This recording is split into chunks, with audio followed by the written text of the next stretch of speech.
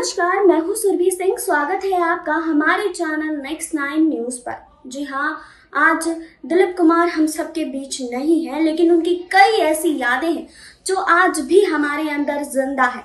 98 साल की उम्र में दिलीप कुमार इस दुनिया को छोड़कर चले गए, लेकिन अपने पीछे कई ऐसी यादें छोड़ गए जो आज भी हमें इंस्पायर कर सकती है।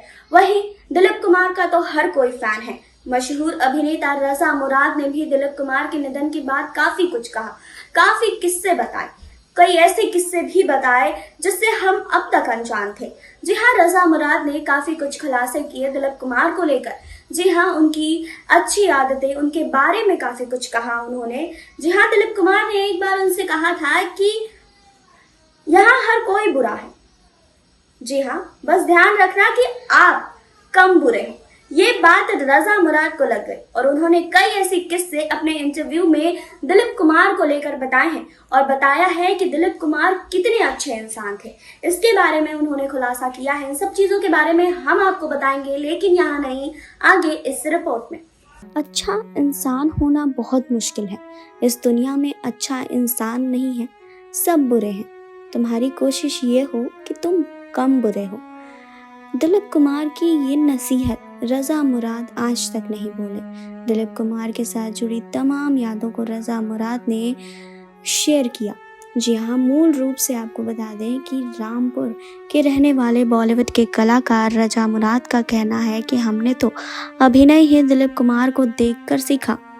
हमारे वालिद मुराद खान ने दिलीप कुमार के साथ यहूदी, अंदाज, दिल दिया दर्द लिया, हलचल समेत कई फिल्मों में काम किया था। हमने कानून अपना एक ही फिल्म में उनके साथ काम किया, लेकिन दिलीप कुमार के साथ काम करना या उनसे मुलाकात के दौरान बातचीत में ही अभिनय की वो बारीकियां सीखी जा सकती थी जो कि बड़े बड़े अभिनय के संस्थानों में ना सीख पाए। दिलीप कुमार एक अभिनेता ही नहीं, वो अपने आप में एक एक्टिंग की यूनिवर्सिटी थे। उस समय में कोई ऐसा अभिनेता था ही नहीं जो उनके अभिनय संस्थान का विद्यार्थी ना रहा हो। रजा मुराद कहते हैं कि वैसे तो तमाम किरदार उनके अमर हैं, लेकिन अमर फिल्म का उनका किरदार वाकई अमर रहेगा। वो डूब कर अभिनय करते थे। उन्हें अधिक फिल्में करने की लालसा नहीं थी, इसीलिए 75 साल के बड़े फिल्मी करियर में भी महज 70 फिल्में ही की। उन्हें महरूम कहा ही नहीं जा सकता, क्योंकि उनका व्यक्तित्व, फिल्मों के किरदार और सीख हमेशा अमर रहेगी। रजा मुराद बताते हैं कि एक बार एक पार्टी में दिलीप कुमार उनसे मिले थे। तब उन्होंने कहा था कि अच्छा होना बहुत मुश्किल है, सब बुरे हैं आजकल, आप कोशिश कीजिए कि आप कम बुरे हो। रजा मुराद ने एक याद शेयर करते हुए कहा कि फिल्म की शूटिंग के लिए वो अपनी 1.5 साल की बेटी आयशा और पत्नी के साथ हैदराबाद गए हुए थे। उस फिल्म में दिलीप कुमार भी थे। शूटिंग से जैसे ही उनको ब्रेक मिलता तो वो तुरंत अपनी 1.5 साल की बेटी आयशा के साथ खेलने लगते थे। रुमाल से कुछ न कुछ बनाकर आयशा को खिलाते। जब पैकअप हुआ तो आयशा उनकी गोदी में चली गई और फिर उनके पास नहीं आ रही थी। रजा मुराद ने कहा कि दिलीप कुमार उनकी बेटी को बड़ी बी कहकर पुकारते थे। दिलीप कुमार के निधन पर फिल्म अभिनेत्री और पूर्व सांसद जया प्रदा ने कहा कि दिलीप कुमार का निधन एक युग का अंत के समान है। कहा कि उनके साथ काम ना करके भी कई लोगों ने उनके अभिनय को देखकर ही अभिनय की बारीकियां सीखी हैं। जया प्रदा ने कहा कि दिलीप कुमार के निधन से जो फिल्म इंडस्ट्री को नुकसान हुआ है, उसकी भरपाई हो पाना संभव नहीं है। वहीं आपको बता दें कि दिलीप कुमार के निधन से फिल्मी सितारे काफ़ी ज़्यादा शोक में पहुंच गए थे। रजा मुराद का कहना है कि दिलीप कुमार अमर हैं। ऐसे महान अभिनेता की रुखसती की खबर से बेहद आहत है। यूसुफ साहब को अभिनय का इंस्टीट्यूशन कहा जाता है। हर दौर के एक्टर्स ने उन्हें अपना आदर्श बनाया और बहुत कुछ उनसे सीखा।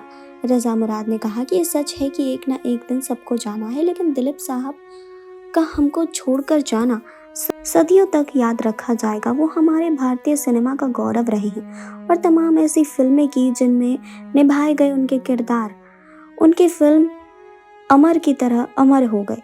अभिनय की पाठशाला के दिग्गज गुरु यूसुफ साहब को मेरी और मेरे परिवार की तरफ से श्रद्धांजलि देना चाहूँगा। ऐसे अभिनेता हजार लाखों साल में 1-2 बार पैदा होते हैं। मेरे लिए तो तो उनसे बड़ा अभिनेता कोई भी नहीं है। उन्हें लालच पैसे की नहीं थी, उन्हें लालच अच्छे काम की थी।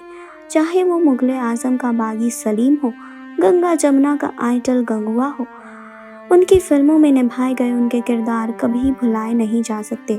यूसुफ साहब ने सैकड़ों फिल्में नहीं की, वही कहानी चुनी जो उन्हें अच्छी लगी और वो फिल्में यादगार बन गई। एक्टिंग के जरिए पैसा कमाना उनका मकसद नहीं था, वो अपने दिल के राजा थे और अपनी मर्जी से काम करते थे। दिलीप कुमार को ट्रेजेडी किंग कहा जाता है, इसमें कोई दो राय नहीं है कि उन्हें ये खिताब उनके किरदार जो दीदार और देवदास जैसी फिल्मों में उनकी दर्द भरी अदाकारी देखने के बाद मिला। उन्हें शहंशाह जज्बात कहा जाने लगा, जो उनकी एक पहचान बन गया। मैं ऊपर वाले का शुक्रगुजार हूँ कि मुझे दिलीप साहब जैसे महान एक्टर के साथ काम करने का मौका मिला। मैं तो इसे अपने जीवन की एक महान उपलब्धि ही कहना चाहूँगा। मुझे याद है कि हम हमारी फिल्म कानून अपना अपना की शूटिंग हैदराबाद में कर रहे थे। मेरे साथ मेरी बीवी और मेरी एक छोटी बेटी भी गई थी। मेरी बेटी छोटी थी, इसीलिए हर किसी के पास नहीं जाती थी, सिर्फ मेरी गोद में रहती थी। लेकिन यकीन मानिए, जब हम वापस आने लगे तो मैंने उसे दिलीप साहब की गोद में से लेना चाहा तो उसने मेरे पास आने से मना कर दिया और फिर दिलीप साहब मुस्कुराने लगे। ऐसा ज़बरदस्त करिश्मा उनके अंदर था, जो भी उनसे मिलता था उनका मुरीद हो जाता था। मुझे उनकी गुर्बत में रहने का मौका मिला, इसके लिए मैं ऊपर वाले का शुक्रगुजार हूँ। यूसुफ साहब अमर हैं और हमेशा याद किए जाएंगे। जी हाँ, तो रज़ा मुराद काफ़ी ज़्यादा दुखी हो गए थे दिलीप कुमार के निधन के बाद और उन्होंने अपनी दिल की बातें कही। काफ़ी कुछ उन्होंने बताया कि आखिर दिलीप कुमार के लिए क्या कुछ कहा उन्होंने, दिलीप कुमार ने उनके लिए क्या कुछ किया है, ये सब चीज़ें खुद रज़ा मुराद ने बताई और काफ़ी कुछ उन्होंने इस इंटरव्यू में कहा है। जी हाँ, तो अब दिलीप कुमार भले ही हमारे साथ नहीं हैं, लेकिन उनकी यादें हमेशा हमारे साथ रहेंगी।